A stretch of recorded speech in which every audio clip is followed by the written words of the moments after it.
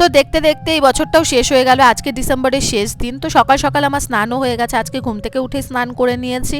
দেন বুনু আমাকে আজকে চা বানিয়ে দিল, মানে আমার পিস্তাতো বোন, আর ও কালকে চলে যাবে।